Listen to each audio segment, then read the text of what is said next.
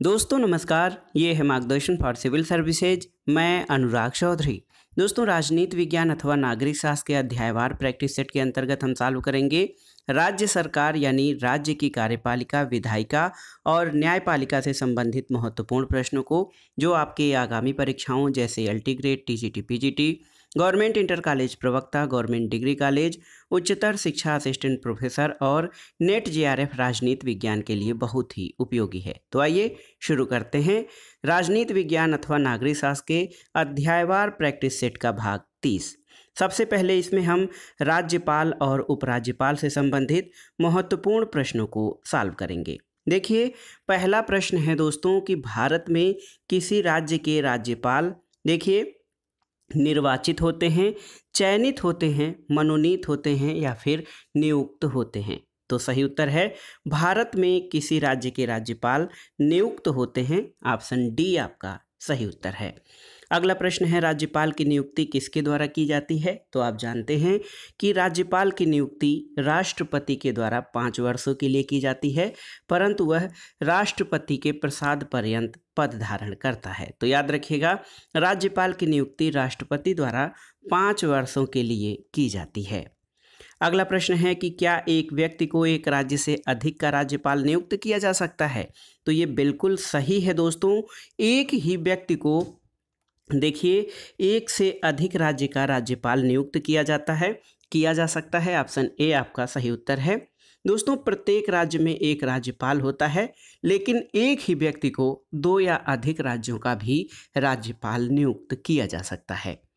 अगला प्रश्न है भारत के गवर्नर की आयु नियुक्ति के समय कम से कम कितनी होनी चाहिए? तो सही उत्तर ऑप्शन बी है। भारत के राज्यपाल की या किसी राज्य के राज्यपाल की नियुक्ति के समय कम से कम आयु 35 वर्ष होनी चाहिए। और आप जानते हैं कि भारत के राज्यपाल के लिए दोस्तों जो शर्तें निर्धारित की गई हैं उसमें आपके लिए कि वो भारत का नागरिक हो राज्यपाल, और 35 वर्ष की उम्र पूरा कर चुका हो, किसी प्रकार के लाभ के पद पर न हो, या फिर वो राज्य विधानसभा का सदस्य चुने जाने के योग्य हो। तो ये सारी शर्तें हैं राज्यपाल पद के लिए अर्हता से संबंधित या योग्यता से संबंधित। तो इसमें आप देखिए राज्य के गवर्नर की आयु नियुक्ति के समय 35 वर्ष से अधिक होनी चाहिए। अगला प्रश्न है हमारे देश में किसी राज्य की कार्यपालिका शक्ति का प्रधान कौन होता है? तो सही उत्तर है हमारे देश में किसी राज्य की कार्यपालिका शक्ति का प्रधान जो है वो राज्यपाल होता है। ऑप्शन सी सही उत्तर है। अगला प्रश्न है निम्न में से कौन उत्तर प्रदेश का प्रथम राज्यपाल था? विजय लक्ष्मी पंडित, एसएन सिन्हा, सरोजनी नायडू या फिर उपर्युक्त में से कोई नहीं? तो सही उत्तर ऑप्शन सी है। सरोजनी नायडू दोस्तों उत्तर प्रदेश की प्रथम राज्यपाल थीं। अगला प्रश्न है कर्नाटक की प्रथम प्रजा कौन है? तो उत्तर है राज्यपाल। कर्नाटक की प्रथम प्रजा राज्यपाल को कहा जाता है। अगला प्रश्न ये देखते हैं निम्नलिखित में से कौन सा सही सुमेलित है? पहला है अनुच्छेद 155 राज्यपाल की नियुक्ति, अनुच्छेद 154 राज्यपाल की कार्यकाल, अनुच्छेद 162 राज्य का महाधिवक्ता, अनुच्छेद 163 मुख्यमंत्री के दायित्व। तो इसमें सही है दोस्तों देखिए अनुच्छेद 155 राज्यपाल की नियुक्ति। ऑप्शन ए आपका सही है। और अनुच्छेद 155 में कहा गया है कि जो है राज्यपाल की जो नियुक्ति है, आप देख सकते हैं अनुच्छेद 155 जो है वो ये व्यवस्था करता है कि राज्य के राज्यपाल को राष्ट्रपति अपने हस्ताक्षर और मुद्रा सहित अधिपत्र द्वारा नियुक्त करेगा। तो याद रखिएगा राज्यपाल की नियुक्ति राष्ट्रपति द्वारा की जाएगी। ये अनुच्छेद 155 में वर्णित है। अनुच्छेद 154 राज्यपाल का कार्यकाल ये सही नहीं है। अनुच्छेद 154 में है कि राज्य की कार्यपालिका शक्ति, तो इसमें ये वर्णन किया गया है कि राज्य की कार्यपालिका शक्ति राज्यपाल में निहित होगी और वह इसका प्रयोग संविधान के अनुसार स्वयं या अपने अधीनस्थ अधिकारियों के माध्यम से करेगा। अनुच्छेद 162 तो आप जान लीजिए दोस्तों अनुच्छेद 162 क्या वर्णित करता है? अनुच्छेद 162 राज्य की कार्यपालिका शक्ति के विस्तार के बारे में, और अनुच्छेद 168 राज्यों के विधानमंडलों के गठन के बारे में प्रावधान करता है। तो केवल ऑप्शन ए आपका सही है, बी, सी और डी सही सुमेलित नहीं है। अगला प्रश्न है, राज्यपाल की अनुपस्थिति में उसके पद को निम्नलिखित में से कौन ग्रहण करता है? राष्ट्रपति, प्रधानमंत्री, मुख्यमंत्री या फिर उच्च न्यायालय का मुख्य न्यायाधीश? तो सही उत्तर है दोस्तों, राज्यपाल की अनुपस्थिति में उसके पद को उच्च न्यायालय का मुख्य न्यायाधीश धारित करता है। अगले प्रश्न पर आते हैं, यदि किसी राज्य के राज्यपाल की मृत्यु हो जाए तो राज्यपाल कौन बनेगा? ये महत्वपूर्ण प्रश्न है। ऑप्शन है आपके, राष्ट्रपति जिसे मनोनीत करे, उच्च न्यायालय का मुख्य न्यायाधीश, मुख्यमंत्री या मुख्य सचिव। तो सही उत्तर हो जाएगा, यदि किसी राज्य के राज्यपाल की मृत्यु हो जाए तो ऐसी स्थिति में राष्ट्रपति जिसे मनोनीत करेगा वो राज्यपाल बनेगा। अगले प्रश्न पर आते हैं, एक राज्य के राज्यपाल के संबंध में क्या सत्य है आपको बताना है। तो देखिए, उसे कोई विवेकाधीन शक्ति नहीं है और उसके विवेक को प्रश्नगत किया जा सकता है। वह अपने विवेकगत कार्यों के लिए राष्ट्रपति के प्रति उत्तरदायी नहीं है और मंत्रियों तथा राज्यपाल को दी गई सलाह की उच्च न्यायालय जांच कर सकता है। तो इसमें आप देख सकते हैं सही कथन है ऑप्शन सी कि वह अपने विवेकगत कार्यों के लिए राष्ट्रपति के लिए उत्तरदायी नहीं है। तो याद रखिएगा, ऑप्शन सी आपका सही उत्तर है। जबकि उसे कोई विवेकाधीन शक्ति नहीं है, उसके विवेक को प्रश्नगत किया जा सकता है और मंत्रियों द्वारा राज्यपाल को दी गई सलाह की उच्च न्यायालय जांच कर सकता है, ये कथन सही नहीं है। अगला प्रश्न है, किसी प्रांत के राज्यपाल को, ऑप्शन देखिए, कोई विवेकाधिकार नहीं है, बहुत व्यापक विवेकाधिकार हैं, कुछ निश्चित मामलों में विवेकाधिकार यानी विशेषाधिकार हैं और उपर्युक्त में से कोई नहीं। तो सही उत्तर, किसी प्रांत के राज्यपाल को कुछ निश्चित मामलों में विवेकाधिकार यानी विशेषाधिकार हैं। तो ये बहुत ही महत्वपूर्ण है दोस्तों। किसी राज्य का जो राज्यपाल होता है उसे कई प्रकार की शक्तियां दी गई हैं और राज्यपाल के जो अधिकार हैं वो एक तरह से देखा जाए तो राज्यपाल बहुत शक्तिशाली अधिकारी है जो भी अधिकार दिए गए हैं। लेकिन दोस्तों, वास्तविकता ये है कि हमारे यहाँ संसदीय शासन प्रणाली अपनाई गई है जिसमें मंत्रिपरिषद विधानमंडल के प्रति उत्तरदायी होती है। इसलिए वास्तविक शक्तियाँ हमारे यहाँ जो है मंत्रिपरिषद को प्राप्त है, न कि राज्यपाल को।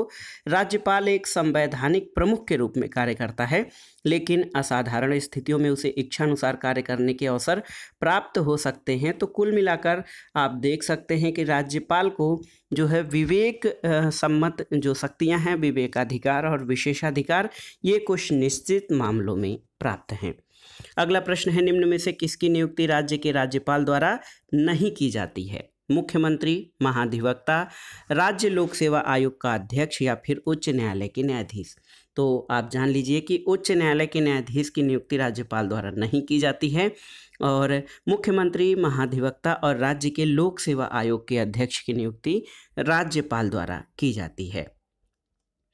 अगला प्रश्न है, राज्यपाल द्वारा जारी अध्यादेश अधिकतम किस अवधि के लिए वैध होता है?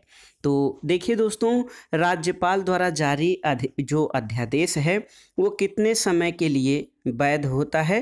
तो सही उत्तर है दोस्तों, देखिए दोस्तों कि जब विधानमंडल का सत्र नहीं चल रहा हो और राज्यपाल को ऐसा लगे कि तत्काल कार्यवाही की आवश्यकता है तो वह अध्यादेश जारी कर सकता है, जिसे वही स्थान प्राप्त होता है जो विधानमंडल द्वारा पारित किसी अधिनियम का है। और ऐसे अध्यादेश की अवधि जो है वैधता उसकी कितनी है? तो यहाँ पर देख सकते हैं आप, 7.5 माह जो है राज्यपाल द्वारा जारी अध्यादेश अधिकतम 7.5 माह के लिए वैध होता है। और आप जानते हैं कि जो अध्यादेश हैं 6 सप्ताह के भीतर यानी 1.5 महीने के भीतर विधानमंडल द्वारा स्वीकृत होना आवश्यक है और यदि विधानमंडल 6 सप्ताह के भीतर उसे अपनी स्वीकृति नहीं देता है तो उस अध्यादेश की वैधता समाप्त हो जाती है। अगला प्रश्न है, भारतीय संविधान के किस अनुच्छेद के अधीन राज्यपाल राष्ट्रपति के विचारार्थ किसी विधेयक को आरक्षित रख सकता है? तो ये कौन सा है? अनुच्छेद 200। दोस्तों देखिए, अनुच्छेद 200 जो है इसके अंतर्गत ये वर्णन किया गया है। अनुच्छेद 200 में ये वर्णन है कि जो आप देख सकते हैं अनुच्छेद 200 के अंतर्गत ये व्यवस्था की गई है दोस्तों कि विधेयकों पर अनुमति से संबंधित जो है वो राज्यपाल राष्ट्रपति के विचारार्थ किसी विधेयक को आरक्षित रख सकता है। कौन सा ऑप्शन? ऑप्शन बी आपका सही उत्तर है। अगला प्रश्न है, निम्नलिखित में से किस आयोग ने राज्यपाल पद की समाप्ति की अनुशंसा या सिफारिश की थी? ऑप्शन देखिए, आप देख सकते हैं ऑप्शंस प्रशासनिक सुधार आयोग, सरकारिया आयोग, राजमन्नार आयोग या संविधान समीक्षा आयोग। तो सही उत्तर कौन सा हो जाएगा? Option C. देखिए दोस्तों, राजमन्नार आयोग, राजमन्नार आयोग ने राज्यपाल पद के समाप्ति की अनुशंसा की थी। अगला प्रश्न है, संघ राज्य क्षेत्रों का प्रशासन कौन करता है? ऑप्शन देखिए, राष्ट्रपति अपने द्वारा नियुक्त प्रशासकों के माध्यम से, भारत के प्रधानमंत्री, राष्ट्रपति द्वारा नियुक्त प्रशासक और भारत का महान्यायवादी। तो सही उत्तर है दोस्तों, राष्ट्रपति अपने द्वारा नियुक्त प्रशासकों के माध्यम से संघ राज्य क्षेत्रों का प्रशासन करता है। तो यहाँ पर देखिए ऑप्शन सी और ए एक तरह से ही हैं, तो इसमें आप जान लीजिए कि ऑप्शंस ये दोहरा दिया गया है, लेकिन ऑप्शन ए आपका सही उत्तर है कि राष्ट्रपति अपने द्वारा नियुक्त प्रशासकों के माध्यम से संघ राज्य क्षेत्रों का प्रशासन करता है। अगला प्रश्न है, संघ राज्य क्षेत्रों जिसकी अपनी कोई विधायिका नहीं होती है, उसके लिए विधि निर्माण या विधि का निर्माण किया जाता है किसके द्वारा? तो आप जान लीजिए कि ऐसे संघ राज्य क्षेत्र जिसकी कोई अपनी विधायिका नहीं है, उसके लिए विधि का निर्माण भारत की संसद द्वारा किया जाता है। ऑप्शन डी आपका सही उत्तर है। अगला प्रश्न है, देखिए केंद्र शासित क्षेत्रों को लोकसभा में कितनी सीटें आवंटित हैं? 30, 27, 25 या 20? तो सही उत्तर है 20 सीटें। आप देख सकते हैं दोस्तों, केंद्र शासित क्षेत्रों को लोकसभा में 20 सीटें आरक्षित हैं, आवंटित हैं। अगला प्रश्न है, संघ राज्य क्षेत्रों द्वारा लोकसभा के कितने सदस्य चुने जाते हैं? तो सही उत्तर आप जानते हैं कि 20 सदस्य संघ राज्य क्षेत्रों द्वारा लोकसभा के लिए चुने जाते हैं। 530 सदस्य राज्यों से और 20 सदस्य संघ राज्य क्षेत्रों से जो है ये चुने जाते हैं। तो याद रखिएगा, संघ राज्य क्षेत्रों द्वारा लोकसभा के लिए 20 सदस्य चुने जाते हैं। अब आइए राज्यपाल के बाद आइए देखते हैं मुख्यमंत्री और मंत्रिपरिषद से संबंधित महत्वपूर्ण प्रश्नों को। भारत के संविधान के किस अनुच्छेद के अनुसार उन बातों को छोड़कर जिनमें राज्यपाल स्वविवेक से कार्य करता है, अन्य कार्यों के निर्वाह में उसे सहायता और सलाह प्रदान करने के लिए एक मंत्रिपरिषद होगी जिसका प्रधान मुख्यमंत्री होगा? ये व्यवस्था संविधान के किस अनुच्छेद में की गई है? तो सही उत्तर है, राज्यपाल को सहायता और सलाह देने के लिए मंत्रिपरिषद होगी। और देखिए दोस्तों, जिसका प्रधान मुख्यमंत्री होगा ये अनुच्छेद 163 में वर्णित है। ऑप्शन डी सही उत्तर है। अगला प्रश्न है, निम्नलिखित में से एक मुख्यमंत्री का राज्यपाल के प्रति कर्तव्य नहीं है, कौन सा? पहला है कि अपने दल की नीतियों के बारे में सूचित करना, मंत्रिपरिषद के सभी विनिश्चयों को सूचित करना, प्रशासन संबंधी सूचनाओं की जानकारी देना, और चौथा है कि विधान विषयक प्रस्थापनाओं के बारे में सूचित करना। दोस्तों, एक मुख्यमंत्री राज्यपाल के प्रति जो कर्तव्य नहीं है वो ये है कि अपने दल की नीतियों के बारे में सूचित करना। मुख्यमंत्री का ये कर्तव्य नहीं है कि वह राज्यपाल को अपने दल की नीतियों के बारे में सूचित करे, बल्कि मंत्रिपरिषद के सभी निश्चय, उसकी नीतियाँ, प्रशासन संबंधी सूचना और विधान विषयक सभी बातों को वो राज्यपाल को बताएगा। लेकिन अपने दल के बारे में नीतियों को सूचित करना ये मुख्यमंत्री का राज्यपाल के प्रति कर्तव्य नहीं है। अगला प्रश्न है, मुख्यमंत्री के कार्य और शक्तियों का उल्लेख भारतीय संविधान के किस अनुच्छेद में मिलता है, आपको बताना है। तो ये है दोस्तों अनुच्छेद 167 167 में आप देख सकते हैं कि जो है 167 अनुच्छेद 167 में मुख्यमंत्री के कार्य और शक्तियों का उल्लेख भारतीय संविधान में है। ऑप्शन बी सही उत्तर है।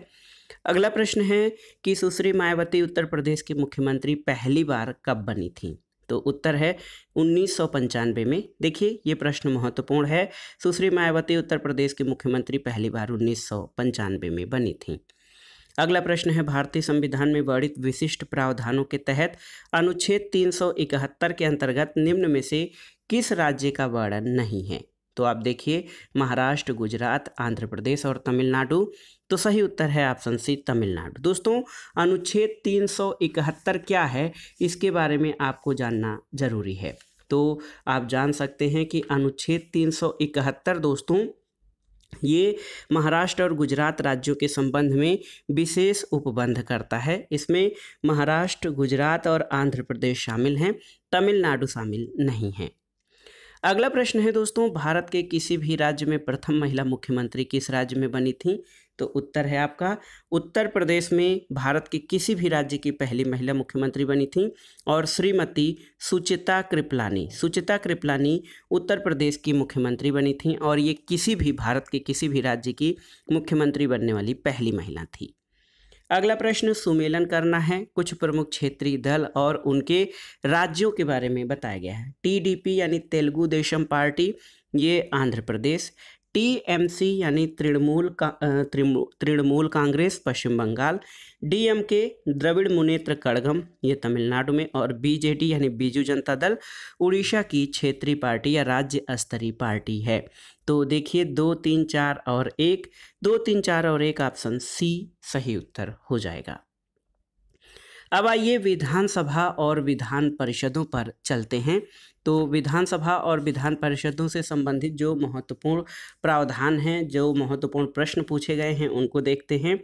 निम्न में से किस राज्य में एक सदनीय व्यवस्थापिका है? कर्नाटक, आप देख सकते हैं दोस्तों, कर्नाटक, उड़ीसा, महाराष्ट्र या बिहार, इनमें से किस राज्य में एक सदनीय व्यवस्थापिका है, आपको बताना है। तो दोस्तों आप देख लीजिए कि भारत में वर्तमान में 6 राज्यों में, याद कर लीजिए कौन कौन से 6 राज्यों में कौन कौन से हैं? उत्तर प्रदेश, आंध्र प्रदेश, महाराष्ट्र, बिहार, कर्नाटक और तेलंगाना। तो इन 6 राज्यों में द्विसदनात्मक व्यवस्थापिका है और ओडिशा में आपके एक सदनीय व्यवस्थापिका का प्रावधान किया गया है।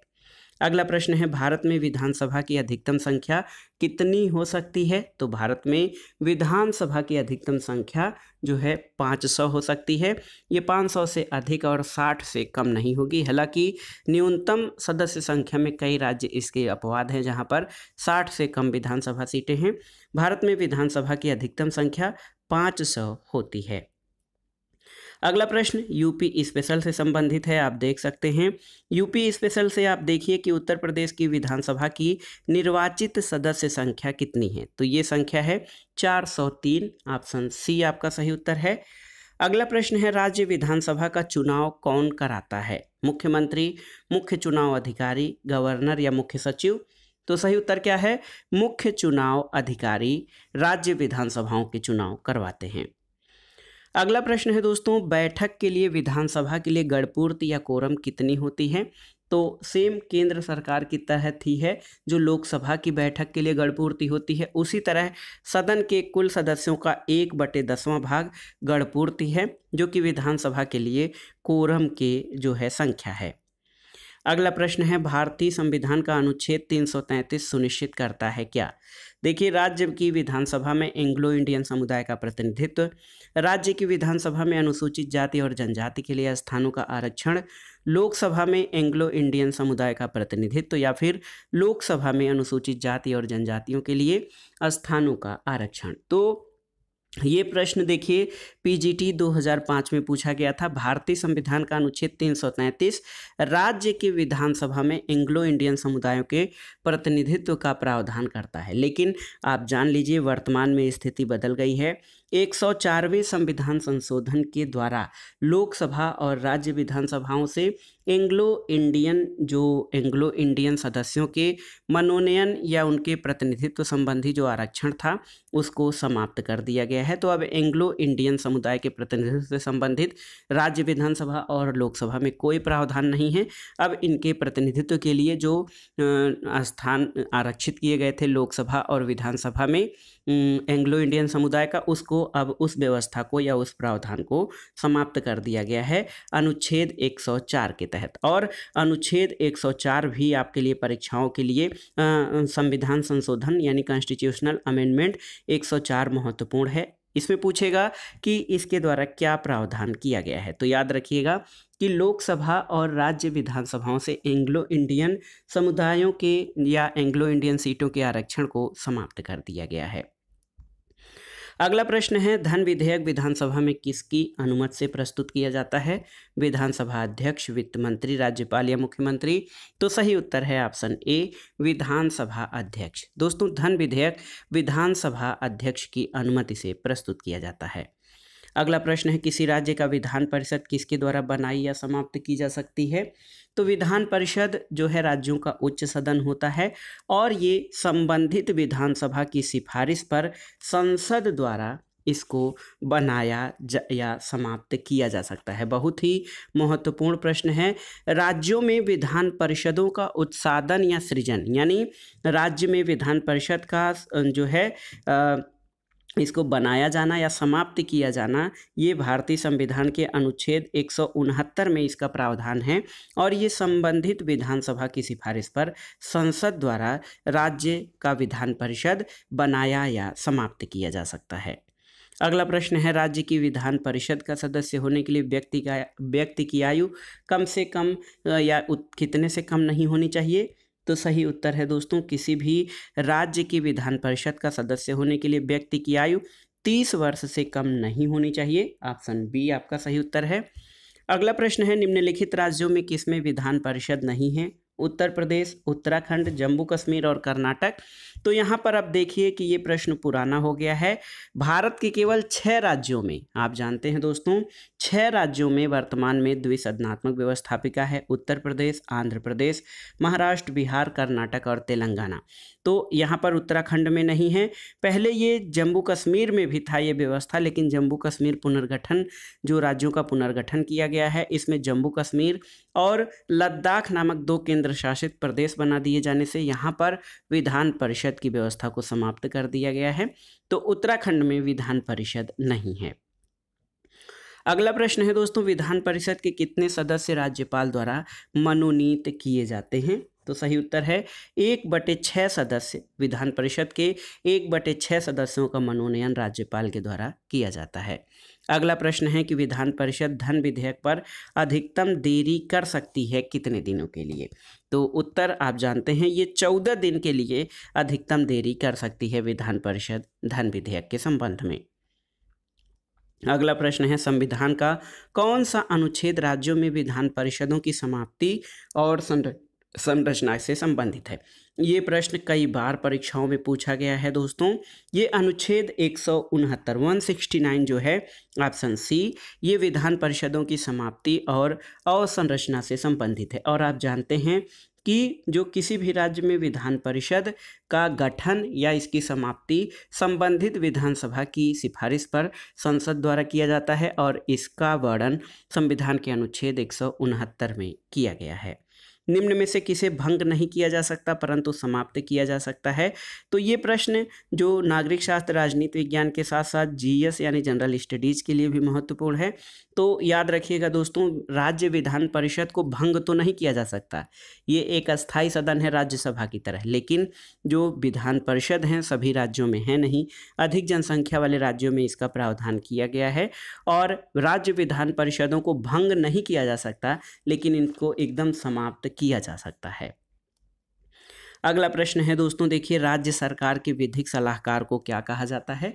तो राज्य सरकार के विधिक सलाहकार को एडवोकेट जनरल कहते हैं। 165 भारतीय संविधान के अनुच्छेद 165 के अंतर्गत जो है ये राज्य के महाधिवक्ता यानी एडवोकेट जनरल संबंधी प्रावधान किए गए हैं।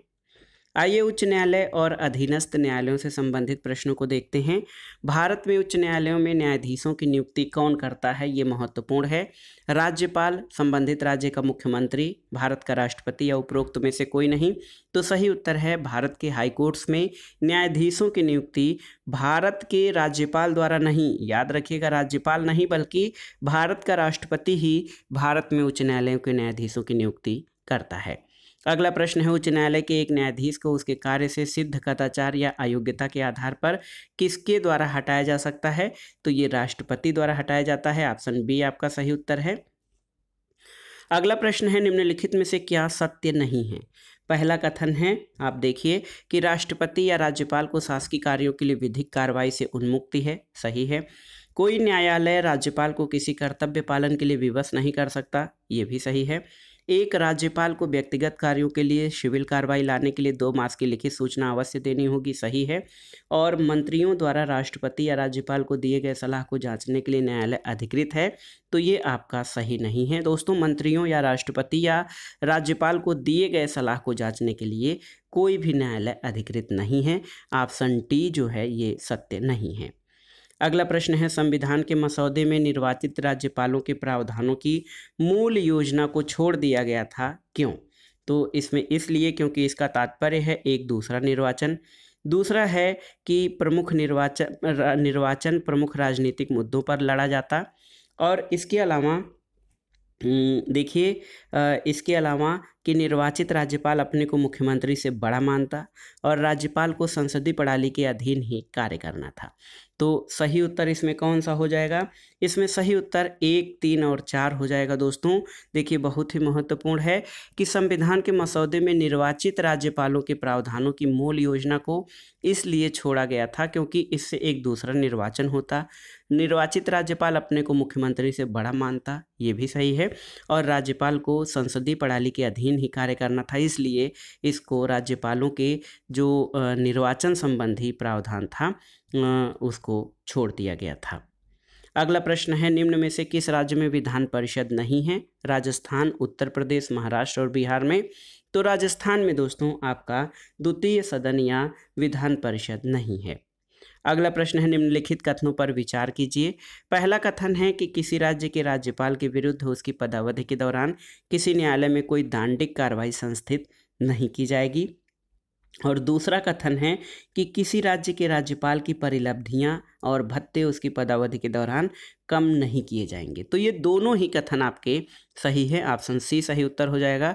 1 और 2 दोनों सही हैं। अगला प्रश्न है दोस्तों, देखिए राज्य में जिला न्यायाधीश को निम्न में से कौन नियुक्त करता है? आपको बताना है। राज्य का राज्यपाल, भारत का राष्ट्रपति, राज्य का मुख्यमंत्री या फिर राज्य के उच्च न्यायालय का मुख्य न्यायाधीश। तो सही उत्तर है भारत में जो डिस्ट्रिक्ट जज होता है उसको राज्य का राज्यपाल नियुक्त करता है। तो बहुत ही महत्वपूर्ण है, राज्य में जिला न्यायाधीश की नियुक्ति राज्यपाल के द्वारा की जाती है। अगला प्रश्न है, राज्य के उच्च न्यायालय का मुख्य न्यायाधीश जो होता है, राज्य जिला जज की नियुक्ति का संबंध संविधान के किस अनुच्छेद में वर्णित है? तो ये बहुत ही महत्वपूर्ण प्रश्न है दोस्तों। जिला न्यायाधीशों की नियुक्ति का प्रावधान अनुच्छेद 233 में प्रावधानित है। इसमें आप देख सकते हैं अनुच्छेद 233, ऑप्शन ए आपका सही उत्तर है। जिला जज की नियुक्ति का संबंध संविधान के अनुच्छेद 233 से है। अगला प्रश्न है, निम्न में से किस उच्च न्यायालय के सेवा अधिकार में अंडमान और निकोबार द्वीप समूह आते हैं? तो कौन सा? कलकत्ता उच्च न्यायालय या इसको कहा जाए कोलकाता हाई कोर्ट। दोस्तों कोलकाता हाई कोर्ट के अधिकार क्षेत्र में जो है ये अंडमान निकोबार द्वीप समूह आते हैं। निम्नलिखित कथनों पर विचार कीजिए और नीचे दिए गए कूट के आधार पर अपना उत्तर चुनिए। इसमें कौन सा आपका सही है आपको बताना है। पहला है कि राज्यपाल को उच्च न्यायालय के न्यायाधीश की नियुक्ति का अधिकार नहीं है, तो ये बिल्कुल सही है क्योंकि उच्च न्यायालय के न्यायाधीश की नियुक्ति ये भारत के राष्ट्रपति द्वारा की जाती है। यह विधानमंडल का हिस्सा नहीं है, तो ये गलत है क्योंकि राज्यपाल विधानमंडल का हिस्सा है। जिन राज्यों में द्विसदनात्मक व्यवस्थापिका है वहाँ पर विधान परिषद, विधानसभा और राज्यपाल ये विधानमंडल है, जबकि अन्य राज्यों में जहाँ द्विसदनात्मक व्यवस्थापिका नहीं है वहाँ विधानसभा और राज्यपाल ये विधानमंडल का हिस्सा हैं। उन्हें विधान परिषद में कुछ सदस्यों को मनोनीत करने का अधिकार है, तो ये सही है, और उनके पास कोई न्यायिक शक्ति नहीं है, तो ये आपका गलत हो जाएगा क्योंकि राज्यपाल के पास भी न्यायिक शक्तियां शामिल हैं। आप जान लीजिए कि राज्यपाल को उस विषय संबंधी जिस पर उस राज्य की कार्यपालिका शक्ति का विस्तार है, किसी विधि के विरुद्ध किसी अपराध के लिए सिद्ध दोष ठहराए गए किसी व्यक्ति को दंड, क्षमा, प्रविलंबन, परिहार, विराम करने की अथवा दंडादेश के निलंबन की शक्ति प्राप्त है। तो 1 और 3 आपके सही हैं, ऑप्शन बी सही उत्तर हो जाएगा राज्यपाल की शक्तियों के बारे में। अगला प्रश्न है, किसी राज्य के राज्यपाल द्वारा जारी ऑर्डिनेंस या अध्यादेश का अनुमोदन होना आवश्यक है, किसके द्वारा? ऑप्शन देखिए, राष्ट्रपति द्वारा, राज्य की विधायिका द्वारा, राज्य के मंत्रियों की काउंसिल द्वारा या उपर्युक्त में से कोई नहीं। तो सही उत्तर है किसी राज्य के राज्यपाल द्वारा जो अध्यादेश जारी किया जाता है उसका अनुमोदन राज्य की विधायिका द्वारा होना बहुत जरूरी है। और कितना, ऐसा अध्यादेश 6 सप्ताह के भीतर विधानमंडल द्वारा स्वीकृत हो जाना चाहिए। अगला प्रश्न है, भारत में किसी राज्य की राज्यपाल बनने वाली पहली महिला कौन थी? तो आप जानते हैं श्रीमती सरोजिनी नायडू भारत के किसी राज्य की राज्यपाल बनने वाली पहली महिला थी। अगला प्रश्न है, किसी राज्य के गवर्नर के संबंध में निम्न कथनों पर विचार कीजिए। पहला है कि उसे राष्ट्रपति नियुक्त करते हैं, ये सही है। राष्ट्रपति की इच्छा अनुसार वह पद पर रहते हैं, ये भी सही है। और उनमें राज्य की कार्यपालिका शक्ति निहित है, एकदम सही है। और वह सामान्यतः 5 वर्ष के लिए पद पर रहते हैं, ये भी सही है। जानते हैं कि आप राज्यपाल की नियुक्ति राष्ट्रपति द्वारा की जाती है और वह 5 वर्ष या राष्ट्रपति की जो है राष्ट्रपति के प्रसाद पर्यंत अपने पद पर बना रहता है। तो ये जो प्रश्न है इसमें सभी चारों कथन आपके सही है, ऑप्शन डी सही उत्तर है। अगला प्रश्न है, और इस आज के जो सेट है राजनीति विज्ञान और नागरिक शास्त्र के महत्वपूर्ण प्रश्नों का, इसका आखिरी प्रश्न है कि जब एक ही व्यक्ति को 2 या 2 से अधिक राज्यों का राज्यपाल नियुक्त किया जाता है तो उस राज्यपाल को संदेह, उपलब्धियां और भत्ते किस प्रकार होते हैं? तो उत्तर हो जाएगा कि इसे उन राज्यों के बीच ऐसे अनुपात में आवंटित किया जाएगा जैसा कि राष्ट्रपति आदेश के द्वारा अवधारित करे। तो आप जानते भी हैं कि कोई भी एक व्यक्ति को ही 2 या 2 से अधिक राज्यों का राज्यपाल नियुक्त किया जा सकता है और उसके उपलब्धियां और वेतन उसे राज्यों के बीच ऐसे अनुपात में आवंटित किया जाएगा जैसा कि राष्ट्रपति आदेश द्वारा अवधारित करता है। तो ऑप्शन डी आपका सही उत्तर हो जाएगा। दोस्तों, ये था आज का वीडियो। इसमें आपने राज्य विधानमंडल यानी राज्य सरकार के कार्यपालिका, जिसमें राज्यपाल, उपराज्यपाल, मंत्रिपरिषद और महाधिवक्ता, विधायिका के अंतर्गत विधानसभा और विधान परिषद, और न्यायपालिका के अंतर्गत उच्च न्यायालय और अधीनस्थ न्यायालय से संबंधित महत्वपूर्ण प्रश्नों को आपने सॉल्व किया है। ये प्रश्न प्रीवियस ईयर्स पेपर्स में पूछे गए हैं, इनको रिवाइज करना बहुत ज़रूरी है। और इसी टॉपिक पर यानी राज्य सरकार से संबंधित महत्वपूर्ण प्रश्नों पर हम अगला सेट जो प्रस्तुत करेंगे वो आपके आगामी परीक्षाओं के लिए रिवीजन और प्रैक्टिस के लिए होगा। ये प्रीवियस ईयर्स पेपर्स में पूछे गए प्रश्न थे। अगला हम कुछ ऐसे महत्वपूर्ण प्रश्नों को सॉल्व करेंगे जो आगामी LT grade, TGT, PGT, GIC प्रवक्ता, गवर्नमेंट डिग्री कॉलेज आदि के लिए अति संभावित सेट होंगे। आप उनको जरूर देखिएगा। वीडियो आपको कैसा लगा हमें कमेंट बॉक्स में जरूर बताइएगा। किसी प्रश्न पर कोई दुविधा या संदेह हो तो उसके बारे में हमें कमेंट बॉक्स में लिखिएगा। हम आपसे, अन्य साथियों से या जो महत्वपूर्ण स्रोत हैं उनसे ढूंढकर उन प्रश्नों का जवाब देने का प्रयास करेंगे। वीडियो देखने के लिए धन्यवाद दोस्तों। वीडियो को लाइक करें, शेयर करें और इस चैनल मार्गदर्शन फॉर सिविल सर्विसेज को सब्सक्राइब करें। वीडियो देखने के लिए धन्यवाद। नमस्कार।